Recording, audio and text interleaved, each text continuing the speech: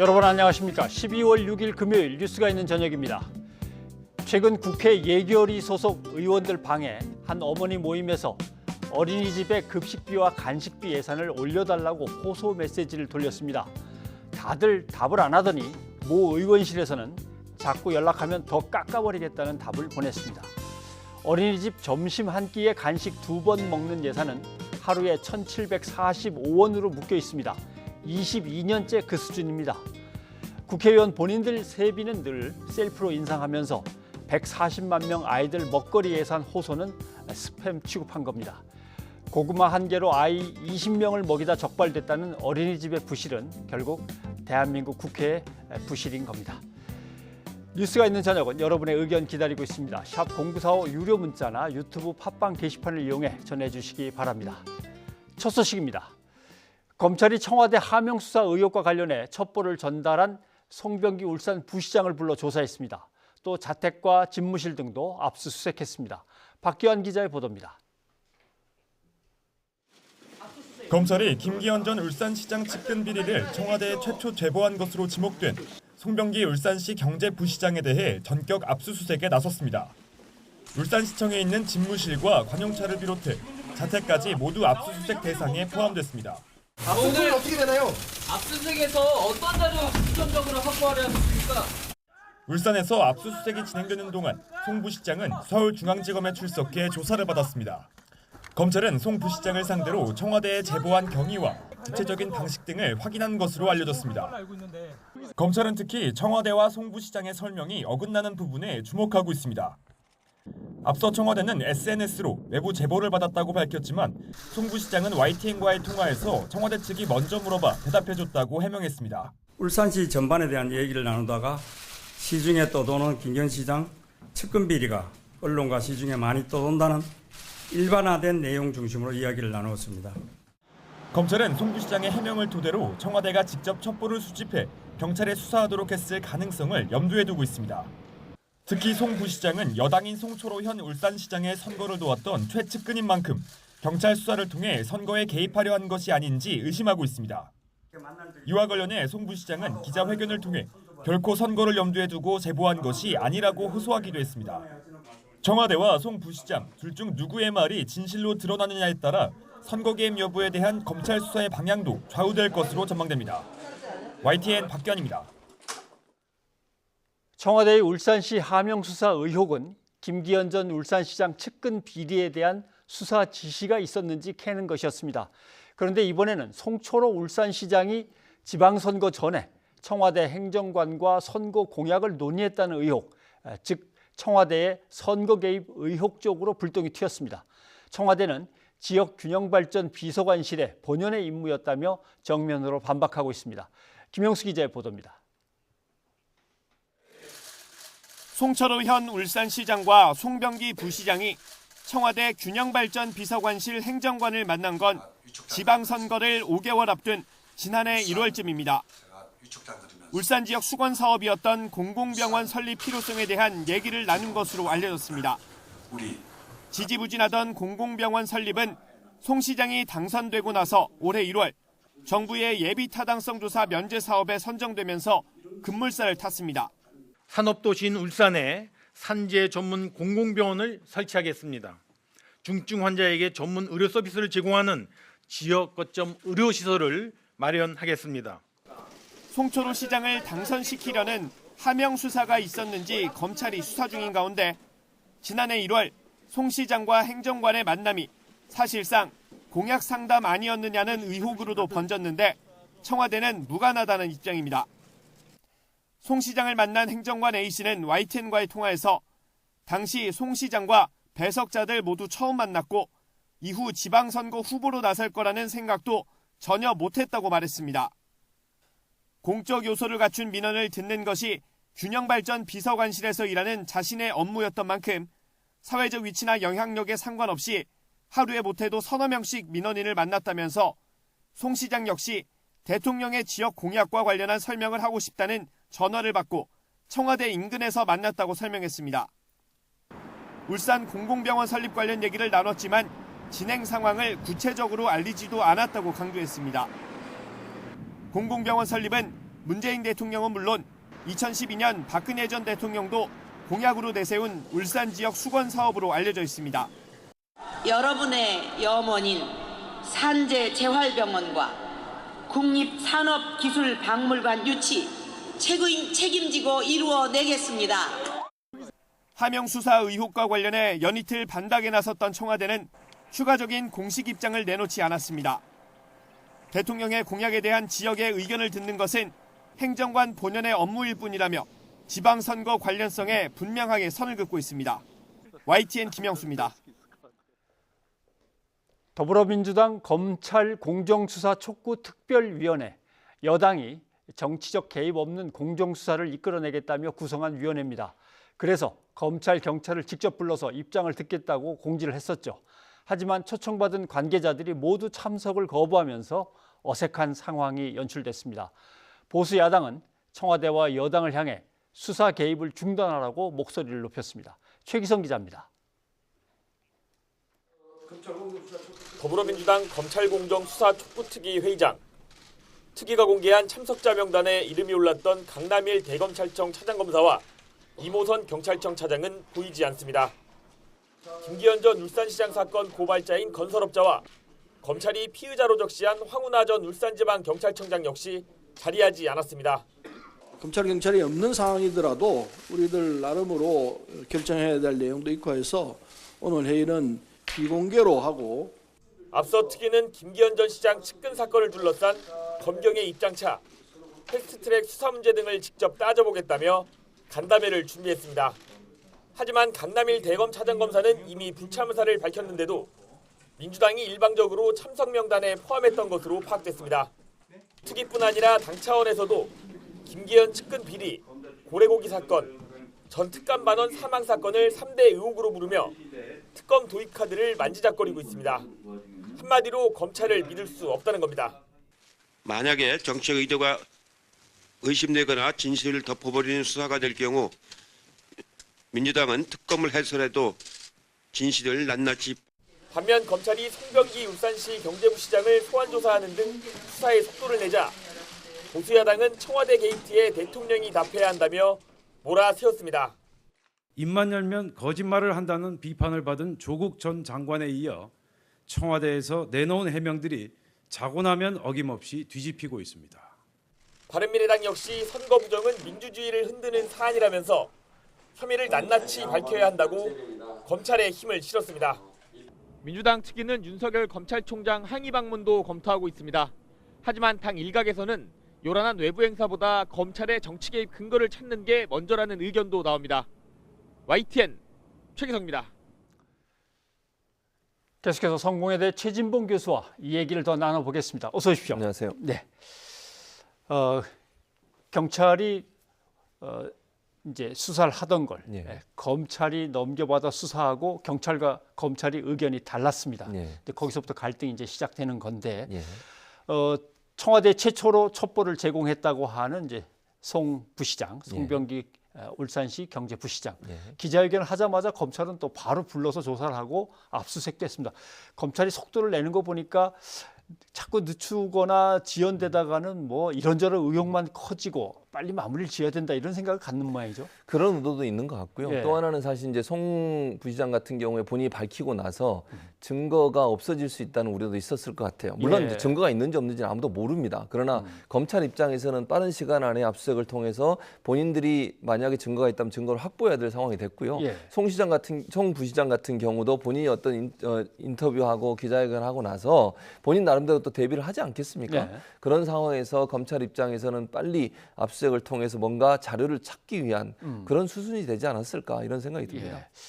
압수수색을 해서 찾아낼 만한 것들이 어떤 것들이 있었을까요? 저는 구체적으로 뭐가 있을까 생각을 해봤는데 가장 이제 논란이 되는 것은 이첩을 했던, 그러니까 소위 청와대에 있는 행정관, 문무 행정관한테 전달했던 내용이 문제 아닙니까? 사실은 그게 어떻게 수집이 됐고 어떤 방식으로 전달했느냐 하게 이게 문제일 텐데 그 과정을 둘러봤을 거라고 저는 봐요. 기본적으로 해서 검찰이 아마 이제 자택도 압수수색을 하고 사무실도 압수수색을 했거든요. 또 차량도 압수수색을 했군요.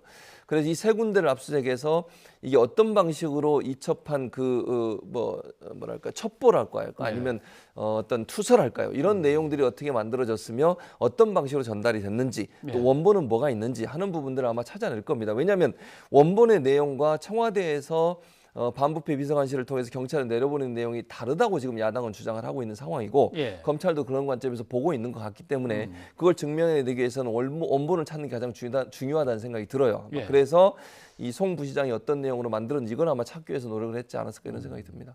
만약에 본인의 주장대로 그냥 안부 전화 와서 울산시 전번에 관한 얘기를 전화로 한참 얘기하다 보니까 그냥 평소 머릿속에 들어있던 거, 언론에서 보도한 걸 뭐 읽어봤던 거 이런 것들 그냥 흘렸다 이렇게 되면 뭐 흔적이 없을 수도 있는데 어떤 흔적이 남아 있을 수도 있고 그건 모르는 거죠. 아마도 이제 그 송 부시장 뭐라고 얘기냐 문자로 보냈다 이랬어요. 문자로 보냈다 그랬고 청와대는 발표할 때 뭐라고 그랬냐면 SNS를 통해서 받았다. 이것도 뭐 야당이나 아니면 보수 언론에서는 논란이 되고 있는데 사실 문자나 SNS는 뭐 모르겠습니다. 크게 차이가 있는지 모르겠어요. 그러나 이제 얘기하는 과정에서 그게 와전돼서 SNS로 얘기될 수는 있으니까 다만 문서 형태는 아니고 이메일도 아니고 문자나 SNS 형태로 전달된 걸로 보여지고요.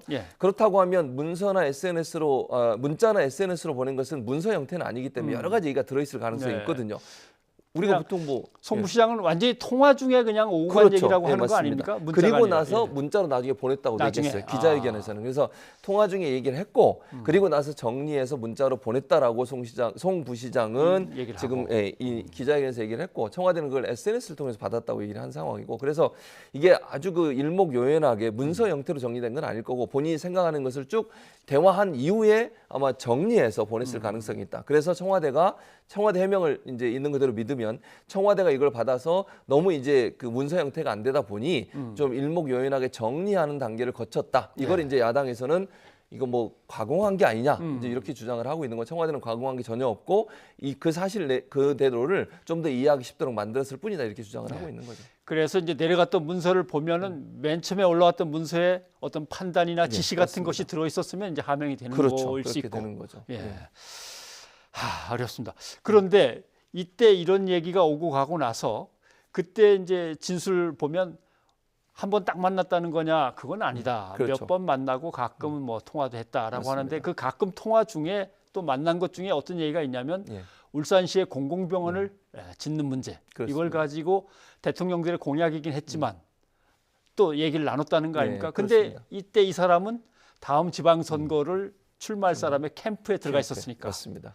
이렇게 되면은 이걸 어떻게 해석해야 될까요? 그러니까 야당에서는 그걸 이제 또 뭐 선거에 개입하려는 의도가 아니냐 이렇게 얘기를 하시는데 뭐 저는 이렇게는 생각이 들어요. 모르겠습니다. 뭐 야당이 주장하는 부분도 주장이 있는 거니까 그걸 저는 뭐 전혀 무시한다고 말씀드리고 싶지는 않고 본인이 직접 찾아서 청와대 근처에 와서 그분을 만나가지고 이게 지금 비서관이라고 얘기하고 있거든요. 지방자치 관련된 업무를 맡는 청와대 비서관을 만나서 그 얘기를 들었다. 근데 그거는 우리가 지금 리포트에서 봤습니다만 2012년대 박근혜 전 대통령도 공약으로 내세웠던 거고요. 2017년도에 김기현 당시 시장이 그 대통령이 주관하는 전국 시도지사 모임이 있었어요. 거기서 발언하는 내용에도 그게 또 들어갑니다. 공공병원 빨리 해달라. 대통령 공약사항 아니냐. 그러니까 문재인 대통령이 공약으로 내세웠던 거, 그다음에 박근혜 전 대통령이 공약으로 내세웠던 건데 왜 이거 지키지 않느냐, 빨리 해달라라고 하는 요청까지 있었고, 그리고 민주당의 정책위원장도 만났어요. 공공병원 빨리 해달라고. 말은 이미 울산에서는 공공병원에 대한 건 이미 알고 있었던 거고 정책적으로 추진하고 있었던 것도 맞고요. 대통령의 공약사항인 것도 맞고요. 문재인 대통령의. 그런 차원에서 지방자치 비서관 입장에서는 그걸 지방에서 올라온 특히 울산에 어쨌든 선거에 나가려는 사람이 물어보니 거기에 대한 답변을 해준 것이지 거기에 대해서 무슨 지도를 해주거나 아니면 특별한 정보를 줘서 다른 사람에게 안 주는 정보를 줘서 유리하게 만든 건 아니다. 이런 얘기를 하는 걸 보면 그러니까 저는 이런 생각은 들어요. 이미 다 공개되고 알려져 있는 사안을 공약으로 집어넣는 것이 특별히 그러면 특혜를 받은 거냐 하는 부분은 저는 논란이 될 수 있다고 보거든요. 야당이 만난 것 자체에 대해서 문제를 제기하는 그 문제는 뭐 그렇게 제기할 수 있지만 이게 전혀 없었던 공약을 내세웠다고 하면 논란이 되지만 이미 다 공개된 공약을 뭐 집어넣은 것 자체, 그걸 또 지방자치 비서관을 만나서 구체적인 내용을 청취한 내용 이 자체가 없었던 내용이라면 문제가 되지만 있었던 내용이라면 그게 크게 선거에 개입하는 문제인가 하는 부분은 좀 의문이 든다 이런 생각이 듭니다. 근데 그때 상황을 이제 되짚어 보면서 뭔가를 증명해내려면 균형자치발전 비서관실 문서를 다 뒤져서 전국을 돌면서 똑같은 업무를 다 수행했는지 이런 것도 좀 확인을 해보면 될 것 같긴 하고요. 맞습니다. 근데 공공병원이 사실 지역에 이제 현안 사업인 건 사실입니다. 왜냐하면은 별 병이 아닌데도 지역의 병원이 수준이 떨어지면 KTX 타고 서울로 다 가야 되니까 지역마다 공공병원이 이제 핵심 공약 사항인 건 뭐 이해를 하겠는데 문제는 그러면 지자체장을 만나서 직접 물어보지 왜 또 이따가 나와가지고 다른 캠프로 가는 사람을 붙잡고 물어봤냐 이게 문제인데. 그렇죠. 그것도 논란이 되죠. 그러니까 지금 말씀하신 것처럼 야당에서는 그걸 문제를 삼는 것이고요. 근데 이제 청와대 입장은 거기서 연락이 와서 만난 거고 예를 들면 본인들이 정말 그 울산까지 가서 찾아가서 그 비서관을 만나서 얘기를 했다면 그건 또 논란이 될 수 있을 것 같아요. 그런데 후보 측에서 캠프 측에서 우리가 정말 공약 개발을 위해서 정부가 추진하고 있는 울산 관련된 정보를 요청하기 위해서 만나서 요청을 했다.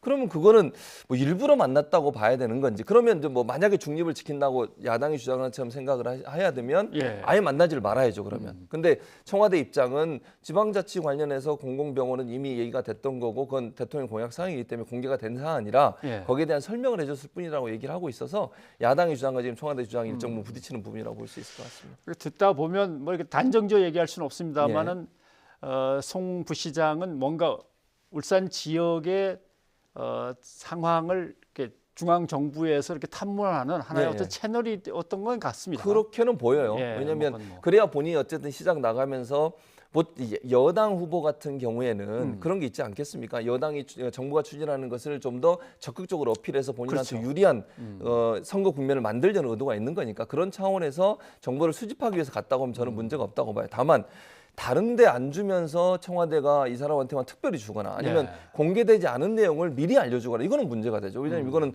선거의 공정성이 문제가 되는 거니까. 근데 지금 청와대 해명은 이미 공개된 내용이었고 다 알고 있는 사안이었기 때문에 특별한 거라고 보기는 어렵다 이렇게 주장을 하고 있는 거죠. 그런데 이게 이제 이 사람으로부터 전화 통화를 하고 문자를 받은 다음에 그걸 다시 문서로 정리한 행정관도 이제 검찰이 조사를 받았습니다. 그러면 검찰이 바로바로 불러서 조사를 하다 보니까 이렇게 되면 민정수석의 소통수석실에 그다음에 지금 나온 또 균형발전 비서관실까지 도대체 청와대에서 몇 명이나 검찰에 가서 조사를 받아야 되는 건가 이런 문제가 또 생기는군요. 그러니까요. 지금 뭐 제가 볼 때는 전 민정수석인 조국 전 민정수석까지 부를 것 같다는 생각이 들고요. 지금 반부패 비서관실의 비서관도 조사를 받았고요. 또 뭐 지금 백원우 비서관도 조사를 받고 이런 여러 상황을 보면 정말 이게 언제까지 갈 거냐. 근데 이게 저는 좀 안타까운 것은 이런 생각은 들어요. 이런 의혹의 보도가 나오잖아요, 자꾸. 그러니까 일부 언론에서 이런 의혹 보도를 하고 그 의혹 보도를 또 이제 국회의원들이 받아가지고 또 말씀을 하시고 이러면서 검찰이 수사를 하고 이런 관계를 계속 반복해서 하다 보니까 의혹 수준에 나오는 것들이 모두 다 그러면 다 조사장이 돼야 되냐 하는 부분에서 논란이 되는 것 같고요. 좀 이제 국민들 입장에서도 빠른 시간 안에 좀 이게 마무리가 됐으면 좋겠다는 생각을 하시는 것 같아요. 그래서 그런 부분에서 검찰이 물론 수사를 해야 할 대상이 있다면 수사해야 한다고 저는 봅니다. 그게 뭐 끝이 있는 건 아니죠. 만약에 의혹이 있는 부분이 있다면 당연히 수사해야 되고 의혹이 있는 부분을 빨리빨리 수사해서 정확하게 검찰이 결과를 내야 특히 증거에 근거해서 결과를 내야만 국민적 혼란도 줄어들 수 있고 의혹 수준에 자꾸 나오는 보도들이 마치 왜냐하면 국민들 입장에서는 언론이 보도하는 내용을 보면 그 의혹 수준이어도 사실인 것처럼 인식할 수 있는 오해를 불러일으킬 수 있거든요. 그래서 그것도 좀 보도하는 부분도 조금 더 신중을 기할 필요가 있다. 의혹을 제기할 수는 있습니다. 그러나 정말 우리가 볼 때 일반적으로 어느 정도 타당한 근거를 가지고서 의혹을 제기하는 게 필요하지 않나 하는 생각이 듭니다. 의혹은 자꾸 커지고 수사는 길어지고 또 수사는 갈래가 여러 갈래가 자꾸 또 뻗어나가면서 더 복잡해지고 답답하다. 그런다고 여당이 다들 들어와봐. 우리가 좀 조사를 해볼게. 이게 가능하겠습니까? 저는 약간 좀 그거는 실수인 것 같아요. 그러니까 검찰이든 경찰이든 지금 상황에서 오라간다고 올 수 있겠습니까? 그러니까 뭐 특별위원회 만들어가지고 조사하겠다 하는데 거기에 만약에 검찰이든 경찰이든 담당자가 와보십시오. 야당이 가만히 있겠습니까? 그건 정말 더 논란이 될 수 있어요. 저는 그래서 여당이 이번에 그렇게 부른 것은 적절하지 않다고 생각을 합니다. 괜히 오해를 살 수 있는 부분이에요. 공정수사를 촉구한다고 하면서 수사를 담당하고 있는 경찰이나 검찰을 부르는 순간 그거는 또 다른 정치적 정쟁이 될 수 있거든요. 그래서 그런 부분들은 가능한 한 여당 입장에서 조심할 필요가 있다 이런 생각이 듭니다. 모르겠습니다. 이게 전체적인 어떤 큰 정치 게이트로 번지면서 마무리가 안 되면 또 무마가 안 되면 결국 국회 차원에서 혹시 여야가 함께 부른다면 모를까. 더불어민주당이 냉큼 들어오라고 불렀다고 해서 좀 했는데 부적절한 것 같습니다. 역시 아무도 가지를 않았습니다. 자, 그런데 법무부 장관은 지금 공석이란 말이죠. 그래서 검찰의 수사를 나름대로 뭐 지휘를 할 수는 없지만 그래도 검찰 라인에 대해서 어떤 정부의 어떤 입장을 전달하거나 통제를 할 수 있는 것은 법무장관인데 결국 뭐 추미애 전 당대표가 직접 나설 수밖에 없는 상황까지 갔습니다. 그렇습니다. 아무래도 이제 검찰 개혁이 잘하신 것이 엄청나게 어려운 문제입니다. 그전 정권에서도 하려고 여러 번 시도를 했습니다만 다 실패로 돌아갔거든요. 예. 이제 거기에 대해서는 검찰의 조직적인 반발이 있었다고 지금 보고 있는 것이 일반적인 견해고요. 그러다 보니 이번이 마지막 기회라고 하면 문재인 대통령 생각하시는 것 같고 그 공약을 어떻게든지 실천해보고 싶은 마음이 있으신 것 같고요. 예. 그리고 어느 정도 지금 와 있잖아요. 패스트트랙까지 올라가 있는 그렇죠. 상황입니다. 예. 그런데 지금 이 수사 문제 때문에 여러 가지로 논란이 되고 있으면서 검경 수사권 조정이나 공수처 문제가 벽에 부딪히는 모습을 보이고 있습니다. 돌파하기 위해서는 중량감 있고 무게감 있는 예. 경륜이 있는 사람이 필요하다고 판단했을 거라고 저는 봐요. 추미애 지금 장관 지명자 같은 경우도 제가 볼 때는 그런 마음을 알았기 때문에 받았다고 봅니다. 예. 어찌 보면 경륜으로 본다고 하면 장관보다는 총리로 지명되는 게 어찌 보면 더 무게감이 맞다고 볼 수도 있잖아요. 예. 그럼에도 불구하고 본인이 이 일을 할 수 있는 유일한 사람이라는 판단을 한 것 같고요. 대통령도 거기에 대해서 어느 정도 공감을 하고 아마 지명에 대해서 얘기를 하신 것 같고 추미애 지금 장관 지명자도 그 부분을 받아들여서 한 것 같아서 저는 왜냐하면 법무부가 일정 부분 힘을 가지고서 검찰과 균형 있게 가면서 검찰과 협의도 하고 예. 또 때로는 검찰의 반발이 있을 때 그걸 무마할 수 있는 어떤 그 지휘권도 발동할 수 있는 그런 위치에 있어야 되지 않겠습니까? 예. 물론 그런 일이 안 벌어지길 저는 바랍니다만 그런 차원에서 본다면 추미애 지금 후보자 같은 경우에는 정부에 쓸 수 있는 가장 그 적절한 카드였지 않나 이런 생각이 듭니다. 예. 법무장관 인사청문회란 말만 들어도 이 사람들은 와 그것 뭐 이러는데 아무튼 또 뭐 야당은 가만히 있을 수는 없으니까 그럼요. 인사청문회가 어떻게 진행되는지부터 일단 지켜보고 예. 그 다음 또 법무부의 역할을 지켜봐야 되겠군요. 예, 오늘 고맙습니다. 예, 감사합니다.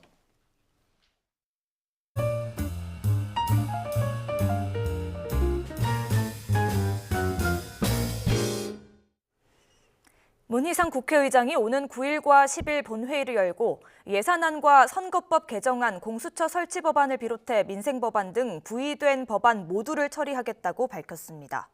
한민수 국회 대변인은 문 의장이 여야 합의를 기다려왔지만 불발된다면 9일부터 본회의를 열 수밖에 없다는 뜻을 밝혔다고 전했습니다. 또 문 의장이 본회의 전까지 여야가 계속 만나 협상하라고 강하게 주문했다고 말했습니다. 그러면서 한국당이 필리버스터를 철회한다면 문 의장은 선거법과 공수처법을 본회의에 올리지 않을 방침이었고 여야가 이 안으로 밀도 있는 협상을 벌였지만 최종 합의에 이르지 못했다고 설명했습니다. 이른바 타다금지법으로 불리는 여객자동차 운수사업법 개정안이 국회 국토교통위원회를 통과했습니다. 개정안이 이제 법사위를 거쳐 본회의를 통과하면 타다는 1년 뒤부터 불법이 됩니다. 타다는 11에서 15인승 승합차를 빌릴 때 운전자를 알선할 수 있다는 현행법의 예외 조항을 근거로 영업을 해왔는데요. 개정안은 이를 차단하고 있습니다. 즉 타다금지법은 관광 목적일 때만 운전자를 알선하도록 제한하고 승합차의 대여와 반납 장소도 공항과 항만으로 한정했습니다. 이에 대해 이재용 소카 대표는 졸속 누더기 법안이라고 주장했습니다.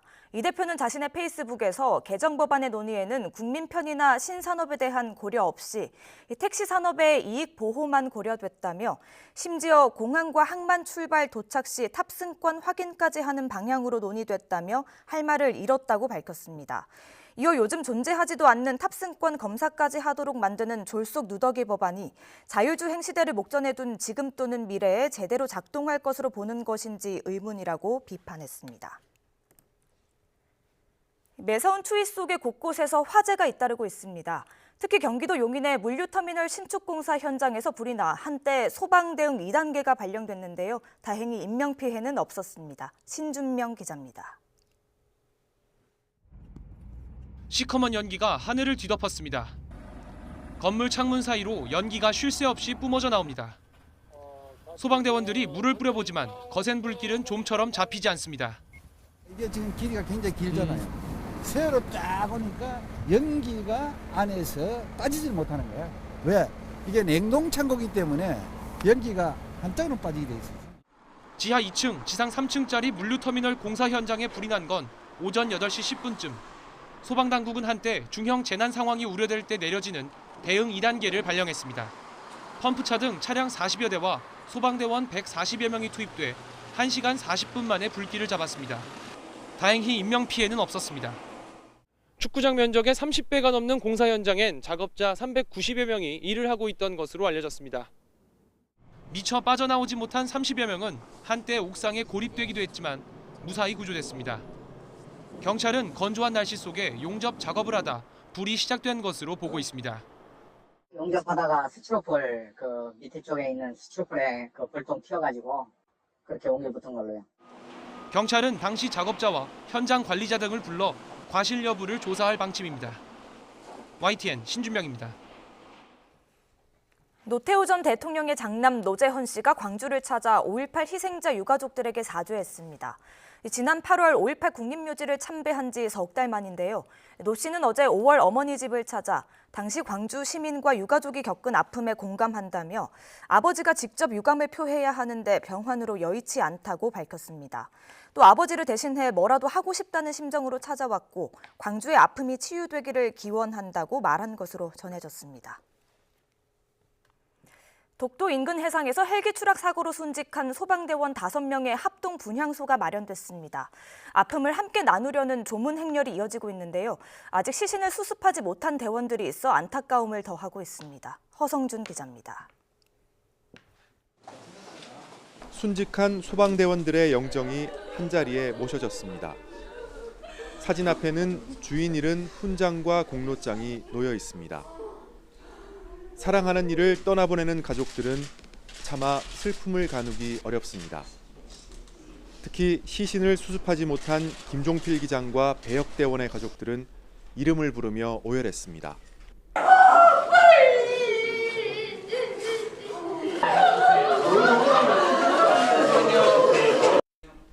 오랜 시간 생사고락을 함께한 동료들도 슬픔의 눈물을 흘렸습니다.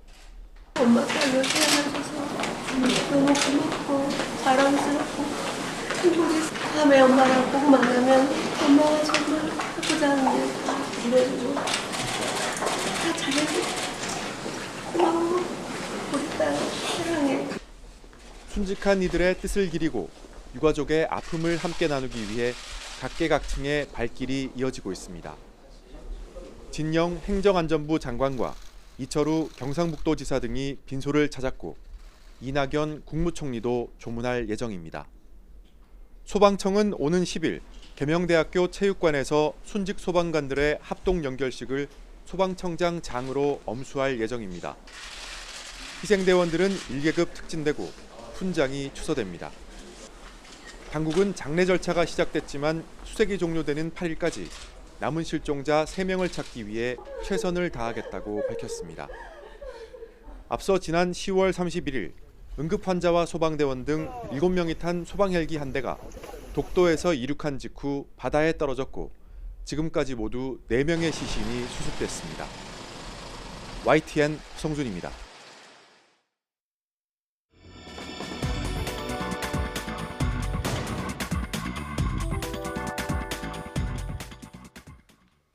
브리핑이 있는 저녁 시간입니다. 중요한 사건, 사고 소식을 이연아 기자와 함께 알아보겠습니다. 어서 오십시오. 안녕하십니까. 예. 첫 소식이 오늘 뭡니까? 네, 바로 이재용 삼성전자 부회장의 파기환송심 3차 공판 소식입니다. 예. 앞서서 이 부회장은 오늘 오후 1시 30분쯤에 법원의 모습을 드러냈고요. 취재진이 여러 질문을 했지만 아무 답변 없이 들어갔습니다. 직접 그 모습 보시겠습니다. 재판 들어가시기 전에 따로 하실 말씀 없으신가요? 증인 채택은 될 거라고 보시니. 네, 이 부회장은 앞서 1심에 징역 5년 선고받고 법정 구속도 했지만요. 2심에서 징역 2년 6개월 그리고 집행유예 4년으로 감형돼 석방됐었죠. 하지만 이 대법원에서 뇌물 부분을 너무 좁게 봤다면서 2심을 파기한 배경이 있습니다. 네.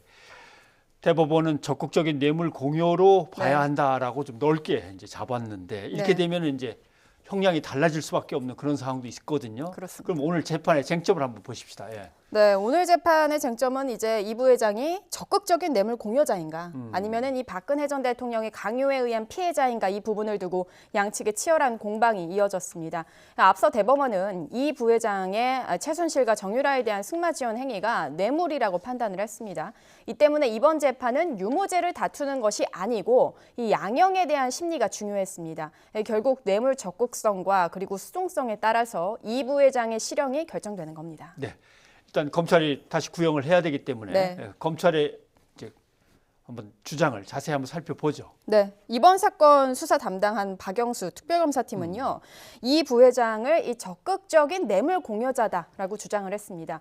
특검은요, 이 부회장이 박 전 대통령의 요구에 의해 어쩔 수 없이 뇌물을 준 것이 아니라 요구에 편승해서 대통령의 직무행위를 매수하기 위해 적극적으로 뇌물을 준 것이라고 판단을 했다, 이렇게 설명을 했습니다.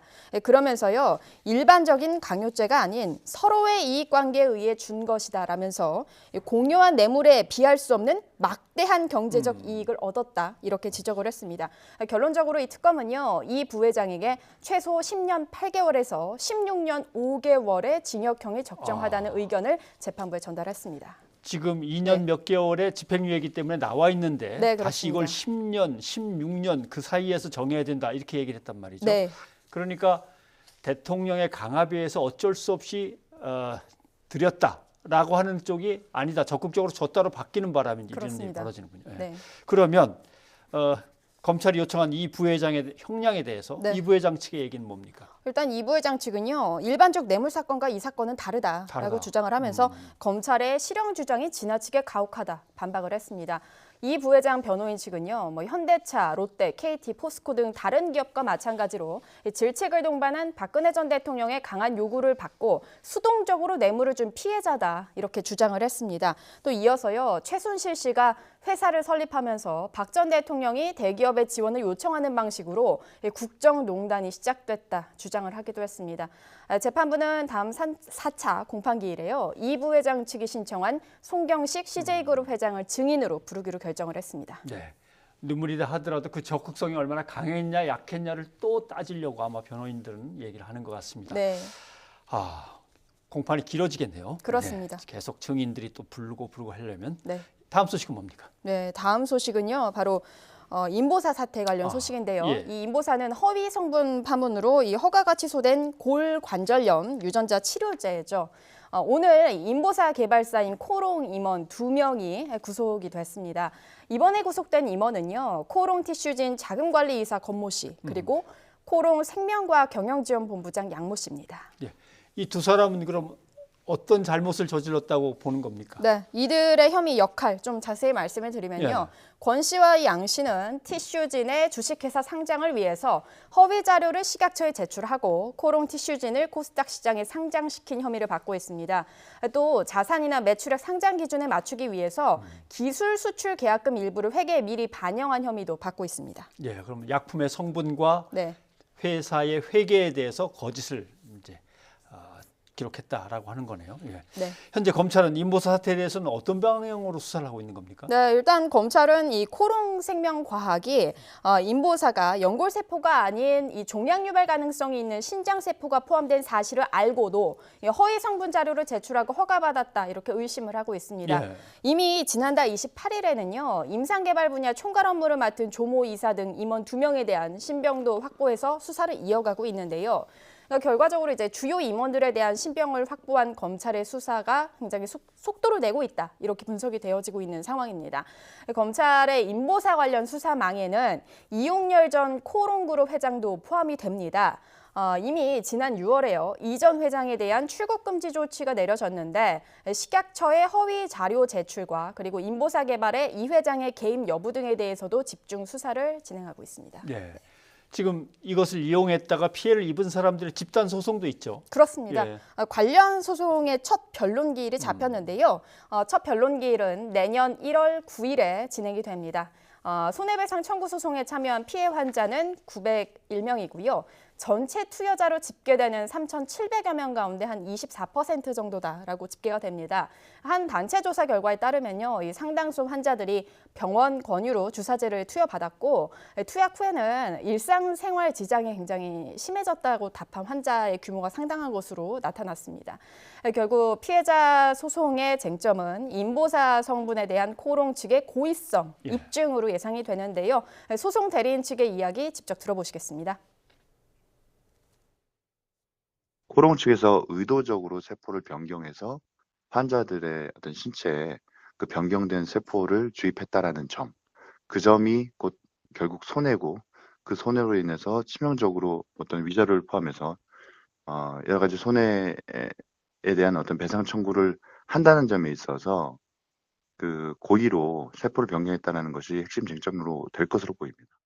네, 뭐 소송도 계속 이어질 것으로 보여서요. 예. 관련 내용은 계속 취재해서 보도하겠습니다. 네, 이현아 기자 수고하셨습니다. 감사합니다. 북한 서해 동창리 미사일 발사장의 움직임이 예사롭지 않아 보입니다. 국정원이 지난달 동창리 발사장의 차량과 장비들의 움직임이 늘었다고 밝혔는데 이번에는 미국 언론에서 새로운 활동이 포착됐다고 전했습니다. 이승윤 기자입니다. 지난달 29일 국가정보원은 국회 보고에서 북한 서해 동창리 미사일 발사장을 언급했습니다.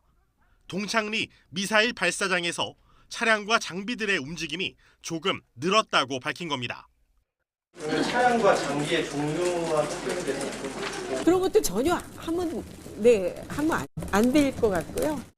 지난해 1차 북미 정상회담과 평양 남북 정상회담에서의 폐쇄 약속과 달리 이상 징후가 포착된 겁니다. 이번엔 미국 언론이 다시 동창리 발사장을 언급했습니다.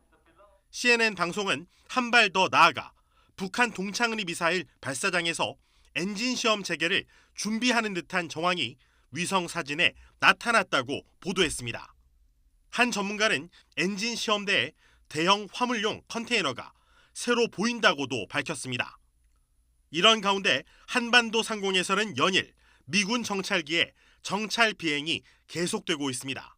이번에 서울과 동해, 상공을 비행했는데 두 대가 장소를 달리해 작전에 나선 건 이례적인 일로 평가됩니다.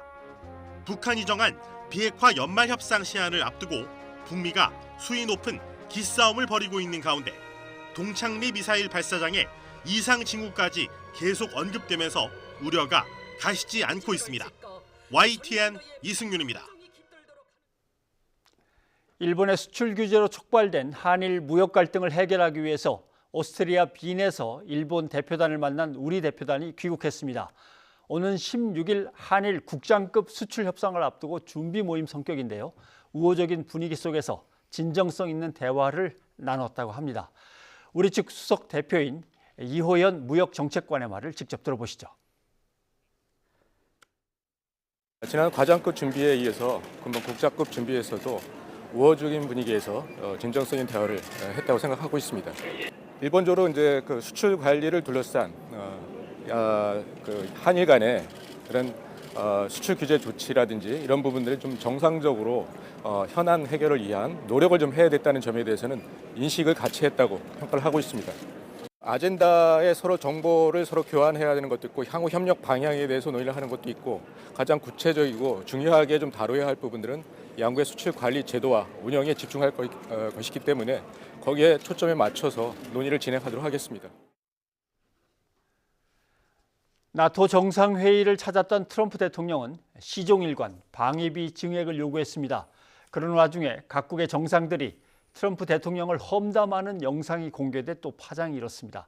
나토 정상회의에서 어떤 현안이 논의됐는지 세종연구소 홍현익 외교전략연구실장과 함께 얘기를 나눠보겠습니다. 실장님 어서 오십시오. 안녕하십니까. 북대서양 조약기구 나토 뭐 70년이죠 벌써. 네. 예. 어떻게 창설돼서 어떤 목적을 갖고 지금까지 운영이 되어 왔는지 우선 좀 줄거리는 알아야 될 것 같습니다. 유럽에서 제일 이제 20세기 중요한 사건이 2차 세계대전 끝나고 나서 전쟁을 일으켰던 독일을 네 나라가 이제 점령을 했는데요. 영국, 프랑스, 미국 그리고 소련. 근데 이제 소련은 2차 대전 때는 같은 연합국이었는데 동독을 점령하고 나서 이제 자기들의 공산권 팽창 움직임을 보이고 그리고 베를린이 이제 동독 안에 있잖아요. 그 베를린을 완전히 그 차단해 가지고 서독과의 연결을 막았어요. 48년입니다. 그러니까 베를린을 살려야 되잖아요. 그래가지고 뭐 공중으로 이렇게 물자도 갖다 주고 그래서 겨우 벗어났는데 이거 소련하고 이제 점점 대립이 이제 강화되면서 소련의 팽창을 막아야 되겠다. 그리고 여기에 주도하는 것은 유럽의 국가는 아니지만 미국이 주도한다. 그래서 미국이 들어오고 소련은 막고 독일은 재침 야욕을 못 갖게 억누르고 이 세 가지 목적으로 이게 탄생이 됐는데 이게 처음엔 12개 나라로 시작됐다가 지금은 29개 나라로 그러니까 많이 늘었죠. 동구 국가들이 과거에 바르샤바 조약 기구여서 적대국이었는데 이게 이제 민주국가가 되고 러시아를 가상적으로 하고 전부 나토로 다 들어가 버렸어요. 예. 그래서 20개, 29개. 29개. 사실 이렇게 집단을 구성할 때 이게 확대되면서 들어오는 사람이 많으면 이제 내부의 정체성이 문제가 되겠죠. 그러면서 그렇죠. 균열이 생기는 건 뭐 네, 당연한 네. 건데 그 균열의 한가운데 또 미국이 있다는 게 좀 흥미롭습니다. 맞습니다. 아무튼 이번에 70주년을 맞아서 정상회의가 열렸는데 영국에서 거기에 곳곳에서 파열음이 나오고 특히 트럼프 대통령을 이제 가운데 놓고 그 사람 네. 정말 하는 장면들이 포착이 됐습니다. 한번 보고 얘기를 나눠보죠. 네.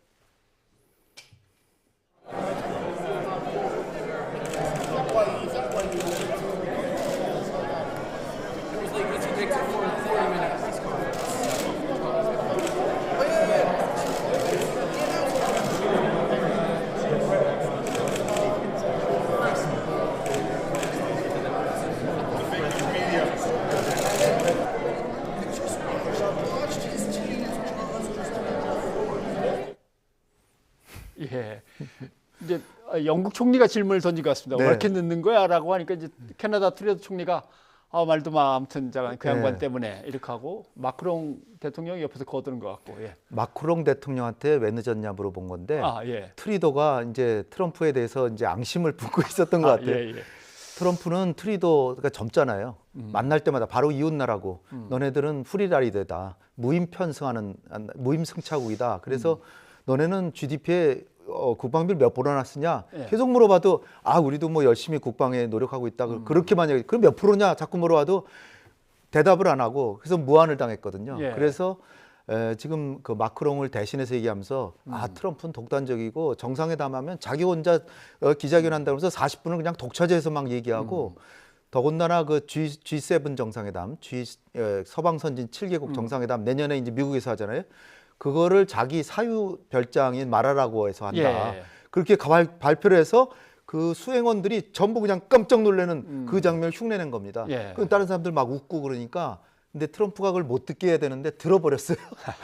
그래가지고 자기 왕따 당했다. 예. 더군다나 이제 엘리자베스 여왕하고 이제 악수하고 그러는 과정에서 앤 공주가 옆에 있었는데 예. 어머니인 엘리자베스 여왕이 야 트럼프 대통령 인사해라. 그런데 악수를 피하는 장면이 또 포착이 됐습니다. 그러니까 여기저기서 트럼프 대통령이 좀 속상했던 모양이에요. 예. 그래서 기자회견 하기로 했는데 네. 취소하고 그냥 바로 귀국행 비행기에 오른 그게 모양입니다. 한두 번이 아니고요. 사실 트리도 총리는 작년에 우리가 그 아주 중요한 행사로 여겼던 싱가포르 그 북미 정상회담 한다고 예. 작년에 G7 정상회담을 캐나다에서 했는데 정상회담에서는 공동성명을 발표하고 기자회견 하잖아요. 예. 거기 참석 안 하고 그냥 가버리고 가는 도중에 비행기 안에서 정상회담에 난 서명 안 한다. 서명 안 한다. 예, 그렇게 아주 독단적인 행동을 하니까 트럼프 대통령이 인기 있을 리가 없죠. 예. 결국 문제는 GDP의 2%까지는 다들 네. 내놔라 그랬는데 안 내놓는 국가들을 어떻게든 압박하려고 했는데 압박이 잘 안 된 모양입니다. 안 되죠. 왜냐하면 예. 독일 같은 나라는 사실 2차 대전, 1차 대전 다 일으켰고 비스마르크 통일할 때도 전쟁을 3번 일으켰는데 지금은 독일 국민들 스스로가 군사적으로는 강대국이 되지 말자. 예. 그래서 지금 GDP 대비 1.4%입니다. 1.4. 프랑스는 1.8. 예. 그리고 영국은 겨우 이제 2% 돼가지고 이제 점심 식사에 초대를 받았는데 예. 미국은 지금 과거에 4.3%까지 갔다가 지금 3.4%. 이게 이제 우리나라한테도 이제 압박이 들어올 수 있잖아요. 네. 우리나라는 2.6%에서 3% 쪽으로 가고 있습니다. 그러니까 트럼프가 얘기한 2%보다 훨씬 높기 때문에 트럼프가 사실 한국한테 방위비 분담금 높이 올려달라 그러는데 명분이 사실 좀 약한 편입니다.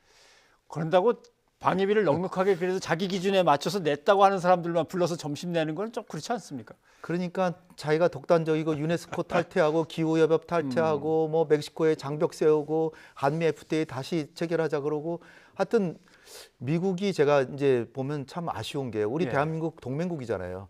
세계를 주도하는 나라가 과거 로마나 또 영국이나 이 또 러시아까지 소련을 사실 주도한 게 러시아잖아요. 예. 대부분 다 그 주도한 국가가 다른 나라들에게 베풀면서 자기의 그 치세를 유지했거든요. 네. 지금 미국도 지금까지 그래왔는데 트럼프 들어와서 갑자기 아메리카 퍼스트 이거는 이제는 미국의 팍스 아메리카나를 이제 포기하겠다는 얘기인데 네. 거기서 벌어지는 이게 불거지는 이게 불협화음이거든요. 예. 그러니까 그 나토의 운영비 같은 것도 그 미국이 22%를 지금 내고 있는데 16%로 6%나 지금 깎았어요. 예. 그리고 나토 회원국들 그 방위비 분담금을 독일 같은 경우 1.4%인데 2024년까지 2%를 올려라. 그리고 거기까지 이제 뭐 설득하는 건 좋은데 2% 넘는 나라들 8개만 딱 모아가지고 했는데 아까 말씀드렸다시피 그 동구 국가들은 지금 독립해가지고 이제 완전히 소련에서 벗어나서 예. 이 나토에 들어오면서 러시아가 두렵잖아요. 바로 붙어 있으니까 거기는 2%가 다 넘어요. 발트 네. 3국, 폴란드 뭐 이런 나라는 다 넘는데 서방에 잘 사는 나라들 뭐 이태리, 스페인, 독일, 프랑스 이런 데가 안 넘습니다. 그러니까 트럼프의 얘기가 잘 살면서 방위비 분담을 안 하는 나쁜 나라 이렇게 보는 거죠. 예. 그 트럼프는 지금 국내에서는 자기에 대한 탄핵이 진행 중이란 말이죠. 그래도 짬을 내서 어떻게든 나토 정상회의에 비행기를 타고 갔는데 거기서 제대로 뭔가 한 건 해가지고 국내로 돌아와서 탄핵 위기를 이제 돌파해야 되는 거 아닙니까? 불철주야 자기는 국민들 챙긴다. 예. 미국의 예산을 아낀다. 1원이라도 아낀다. 아하. 뭐 이렇게 하면서 사실은 이번에 운영비 6% 깎았죠. 그다음에 분담금들을 많이 내라고 이제 해서 자기 나름대로는 굉장한 일을 많이 하고 왔는데 피곤해서 난 공동 기자회견도 안 한다 그러고 가버렸는데 트럼프가 좀 감정 조절 같은 것도 좀 해야 되고 지금 미국에서는 조 바이든 강력한 민주당 대선 후보죠. 지금 트럼프는 세계가 믿을 수 없는 지도자가 돼서 이런 지도자에게 다시 4년을 맡길 수 없다. 이렇게 해가지고 지금 몰리고 있는데 그럼에도 불구하고 트럼프는 자기의 지지층, 확고한 지지층을 중심으로 하고 그다음에 지금 돈을 많이 모아놨어요. 자금이 제일 많기 때문에 지금 그리고 거꾸로 민주당 쪽에서는 4명이 아주 각축전을 벌이고 있어서 내년에 이제 그 아이오와 코커스부터 2월 3일 날부터 시작되는데 거기서 지금 단연 그 조 바이든이 앞서면 거꾸로 민주당에서는 확실히 트럼프를 누른다 생각할 텐데 비등비등해가지고 워런이나 뭐 다 샌더스하고 다 비슷해서 이게 너무나 그냥 그 작은 사람들 4명 이렇게 될까봐 민주당에서 걱정하고 있습니다. 그래서 지금 예측은 지지도는 민주당 후보가 높게 나오지만 결국은 트럼프가 이길 가능성이 크다는 얘기들이 많이 있습니다. 네. 자, 미국의 이제 국내 상황은 그런데 나토 상황으로 다시 되돌아가자면 아까 처음에 설명하신 대로 맨 처음에 소련, 뭐 나중에 러시아가 됩니다만은 이것을 이제 견제하는 목적으로 유럽, 서유럽 국가들이 이제 뭉친 건 사실입니다만 이번에 공동성명 못 낼 줄 알았더니 결국 나오긴 나왔는데 보니까 중국을 안보의 위협적인 존재로서 분명하게 거론을 해버렸습니다. 이제 이건 처음이죠. 그러니까 유럽하고 북대서양이라고 하는 게 유럽하고 아메리카 대륙 사이인데 난데없이 아시아 국가를 가상적처럼 이렇게 몰아세웠는데 이거는 이제 미국이 강력하게 주장을 해서 그런 거고요. 벌써 1대1로 사업에 이태리가 금년 3월에 가입한 것부터 시작 그리스 등 12개 나라가 EU 국가가 협약을 체결했어요. 아, 중국의 1대1로와. 그리고 이제 미국의 욕심으로는 화웨이 일체 쓰지 마라. 이거 통신 보안 해가지고 우리 국가 기밀 다 누설된다. 이런 나라 화웨이를 쓰면서 우리랑 어떻게 협력하냐. 이걸 이제 몰아가려고 그랬는데 프랑스나 독일 같은 나라는 화웨이 쓰겠다 자꾸 그러니까 이게 그 공동선언문엔 들어갔지만 그렇게 효력이 있을 것 같지는 않습니다. 그러니까 공동선언문을 보면 중국이 자본력을 앞세워서 1대1로 밀고 들어와서 아무튼 이제 서방 세계를 갖다 무너뜨린다. 거기다가 5G 시대의 새로운 기술들로 무장해가지고 결국 그것이 나중에 국방 안보의 우위를 점하게 될 거다. 뭐 이렇게 겁을 주는 성명 내용이 다 있는데 나라들은 자기 국익을 생각하면 또 그건 아니군요. 그럼요. 유럽 국가들이 뭐 나라가 하도 많으니까 단합되기가 상당히 어렵고 또 동구하고 서구가 다른 게 동구는 러시아의 위협을 상당히 느끼고 있고 서구는 오히려 난민이라든지 테러 이 문제가 더 중요하기 때문에 사실 서구 국가들은 국방비 오히려 줄여도 되는 상황이거든요. 지금 동구 국가는 바로 러시아가 붙어 있으니까 안보 위협을 느끼지만 따라서 이게 서로 각자 생각이 다르고 그래서 이제 독일하고 프랑스하고 서로 주도권 싸움도 하고 미국은 빠지려고 그러고 나토의 장래가 위태롭습니다. 지금 말씀하신 대로 나토 동맹이라는 것이 뭐 지금 균열이 이제 생기면서 특히 이번에 뭐 터키, 시리아 문제 때문에 미국이 또 쓱 빠져나가면서 이제 거기서도 균열이 생겼고 영국은 블랙시트 때문에 또 생겼고 이 동맹 오래 가겠습니까? 동맹이 사실 지금 이렇게 나토에서 중국까지 가상적 비슷하게 갖다 놨기 때문에 중국하고 러시아는 더 가까워질 테고요. 시베리아의 힘이라고 하는 가스관도 완성이 되고 그리고 중국의 방공망 건설하는데 러시아가 도와주고 그래서 만약에 중국하고 러시아가 강력한 동맹 비슷하게 되면 또 나토가 힘을 받을지는 모르죠. 예. 그럼 미국도 나토랑 힘을 합치고 또 한국하고 일본을 해가지고 세계적으로 중러대 나머지 국가들의 이제 연합체 만들고 또 인도가 인도 태평양 전략 해가지고 인도를 합치려고 그러는데 인도도 사실 러시아하고 굉장히 가깝고 예. 브릭스에는 또 중국하고도 중국, 러시아, 인도가 다 들어있어요.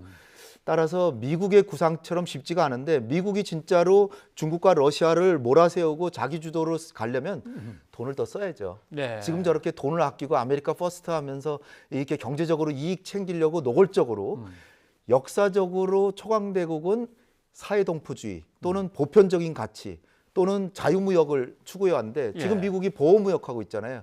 지금 미국의 세계 패권이 상당히 약화되고 있는 모습을 우리가 보고 있는데 그런 와중에 한미동맹을 자꾸 자기 쪽으로 끌어들여서 반중동맹으로 만들려고 그러니까 우리도 지금 고민이 커지는데 우리는 사실 반중동맹으로 가는 건 상당히 좀 자제해야 되는 그런 상황이라고 봅니다. 알겠습니다. 돈은 끌어가지만 리더십은 약해지고 있는 미국이 지금 말씀을 들어야 되는데.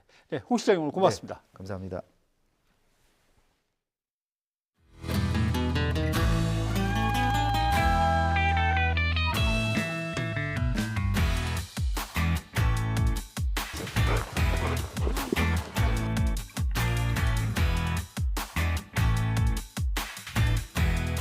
앉아. 와.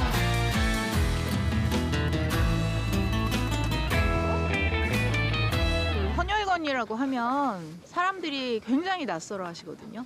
강아지도 헌혈을 하냐. 네, 강아지도 아프거나 뭐 사고를 당하거나 그랬을 때 수혈이 반드시 필요합니다.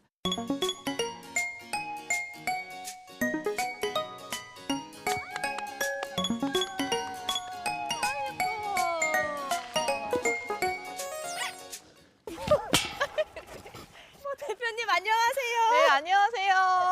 어머, 얘가 로빈인가 봐요. 네, 걔가 루빈이에요. 아, 네. 노란색 스카프를 하고 있는 애가 너무 좋아하는데요. 네, 그게 헌혈견 스카프예요. 아, 노란색 스카프가 네, 헌혈한 아이들한테 저희가 이제 증표처럼 잘했다고, 수고했다고, 장하다고 이렇게 달아주는 거예요. 얘는 루빈 동생이에요. 네, 찰스. 옳지. 로빈. 어머. 앉아. 앉아. 앉아. 싫어. 앉아. 가 빨리 가. 너는 가. 앉아. 하나, 둘, 셋.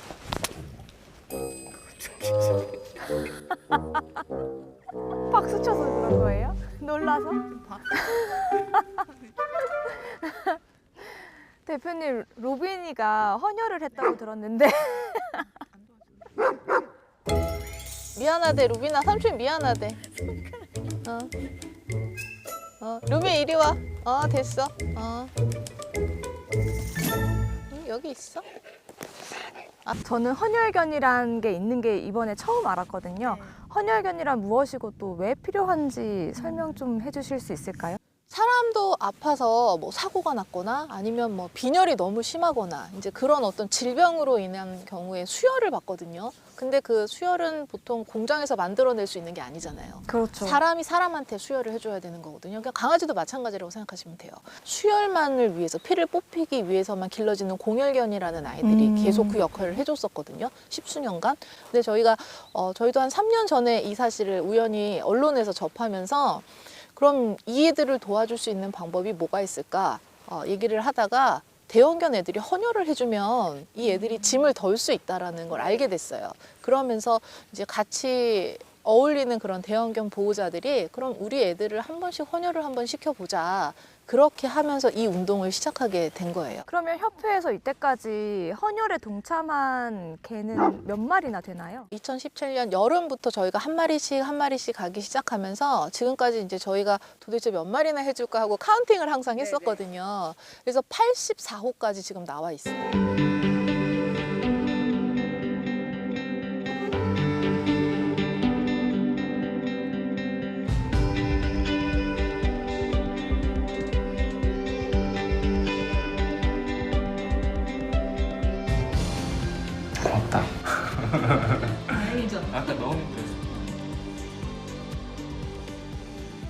어느 개나 헌혈을 할 수 있는 게 아니잖아요. 맞아요. 네. 헌혈을 할 수 있는 개의 조건이 있나요? 대형견만 할 수 있다고 들었거든요. 네, 이게 몸무게가 좀 중요한 관건이 되는데요. 몸무게가 25kg 정도는 넘어야 네, 저희가 헌혈을 할 수 있다라고 이제 하고 있어요. 왜 그러냐면 그 헌혈팩 하나가 보통 320cc거든요. 근데 이제 그 팩 하나를 가득 채우려면 보통 자기 몸무게 1%나 1.6% 정도의 체열을 해요. 예, 그러니까 320의 1%면 한 32kg짜리 아이가 해야 되는 거예요. 그래서 25kg대 이상부터는 이제 어느 정도 그 헌혈팩을 좀 채울 수가 있거든요. 그랬을 때 소형견 아이들 한 3-4마리 정도를 살릴 수 있어요. 네, 한번 그렇게 헌혈을 해주면요. 건강 검진도 하실 겸, 네, 그런 측면으로 참여해 주시면 상당히 좋죠. 오늘 이 방송을 보고 듣고 이제 대형견 기르시는 분들께서 아, 우리 아이도 헌혈하면 좋겠다 이런 생각 많이 하실 것 같아요. 그러면 지금 당장 할 수 있는 건 뭘까요? 어디로 가면 될까요? 우리나라에는 지금 현재 2019년 네, 이 12월 현재 헌혈을 할 수 있는 방법이 3가지가 있어요. 일단 첫째는 지금 전국적으로 그 도고너 캠페인이라고 찾아가는 헌혈카가 있어요. 그쪽에 신청을 하시는 거예요, 홈페이지에. 네, I'm 도고너 그 홈페이지에 신청을 하셔서 가능하면 그쪽에서 이제 차에서 해보는 거죠. 멋진 추억이 되실 거예요. 네, 그렇게 하시는 게 있고 한국헌혈견협회에 가입을 하셔서 매달 거기서는 정기헌혈이 진행이 돼요. 연계병원이 있기 때문에. 그 다음에 마지막 한 곳은 한국헌혈견협회 연계병원이 아니더라도 또 전국 각 지역에 헌혈을 하는 병원이 있을 수 있어요. 네, 저희가 다 못 찾아본 거기 때문에 그래서 수소문하셔서 아, 어디서 헌혈을 해주더라. 네, 그렇게 또 개인적으로 알아보시는 방법이 있고요. 그러니까 의지만 있으면 방법은 있어요. 네, 마지막으로 이제 견주분들께 한마디 해주신다면요. 헌혈견 캠페인을 통해서 저희가 하고자 하는 일은 모든 강아지는 친구다. 그리고 만약에 서로 수혈을 해주고 그랬다면 피를 나눈 그런 친구거든요. 끈끈한 친구예요. 그래서 좀 따뜻한 시선으로 대형견들을 좀 바라봐 주시고 그리고 대형견 보호자들도 주변에 아픈 그런 중소형견 강아지가 있다면 내가 한번 도와주면 저 아이를 정말 살릴 수 있거든요. 너무 주저하지 마시고 한 번 정도는 해도 아무 문제가 없으니까 한번 도전해 보셨으면 좋겠어요. 그러면 반려견들이 좀 더 행복한 그런 대한민국이 되지 않을까. 네, 그런 생각을 좀 해봤어요. 네, 공부 많이 했습니다. 근데 뭐 우리도 헌혈하면 뭐 주잖아요, 이렇게 그렇죠. 뭐 이런 거. 근데 우리 반려견들은 어떻게 그런 게 있나요? 당연히 혜택 있습니다. 우선 헌혈 전에 건강 상태가 어떤지 무료로 검진을 받을 수 있고요. 또 구충약, 종합 백신, 사료 등도 제공이 된다고 합니다. 그리고 헌혈을 하기 전에 반려견이 조금이라도 예민한 반응을 보이면 하지 않고요. 또 무리가 가지 않게 1년에 딱 한 번만 하기를 권장한다고 합니다. 예. 아무튼 유익한 정보 많이 배웠습니다. 또 우리 친구 아이들을 키우는 반려인 분들도 도움이 됐을 것 같아요. 네, 더 많은 정보는 한국헌혈견협회 홈페이지에서 확인할 수 있으니까요. 여러분의 많은 관심 부탁드립니다. 네, 안앵커 수고하셨습니다. 네, 시청자분들이 보내주신 문자를 살펴보겠습니다. 송병기 부시장 검찰 수사가 속도를 낸다는 거에 대해서 5633님, 송병기 씨는 이제 어떻게 되는 걸까요? 누구의 말이 진실인지 꼭 밝혀주십시오 하셨습니다. 네, 그리고 어린이집 급식비와 관련해서 0181님이요. 국회의원이 아이들 급식비 예산을 삭감하겠다고 협박하다니요. 국회의 존재 이유를 다시 생각하게 하네요. 라고 보내주셨습니다. 네, 그리고 물류터미널 공사장 화재 사고 소식 전해드렸는데 2369님, 용인 물류창고 화재 인명피해가 없어서 그나마 천만다행이네요 해주셨습니다. 네, 그리고 이른바 타다금지법이 오늘 국토위를 통과했는데요. 여기에 대해서 9330님이 타다 논란을 보니까 사회는 혁신을 향해 가지만 법은 과거에 매달린 채 제자리 걸음인 것 같습니다. 이런 의견 보내주셨습니다. 네, 나토 정상회의와 관련해서 또 문자가 들어온 게 있네요. 9330님, 나토 회원국들 상대로 해서 방위비 압박은 트럼프가 탄핵과 같은 국내 위기를 덮으려고 하는 것 같습니다. 라고 의견 주셨습니다. 오늘 정말 많이 추웠죠? 네, 서울의 기온이 영하 10도까지 내려갔다고 하더라고요. 모스크바나 베이징보다 추웠다고 하더라고요. 예. 다음 주에는 추위가 조금 풀린다고 하니까 이번 주말 잘 버티시기 바랍니다. 네, 그럼 뉴스가 있는 저녁은 코튼 팩토리의 월동 준비 들려드리면서 마치도록 하겠습니다. 참 날씨에 어울리는 노래죠. 그런 노래 있는 줄 몰랐어요. 예, 저희는 다음 주에 다시 뵙겠습니다. 여러분 고맙습니다.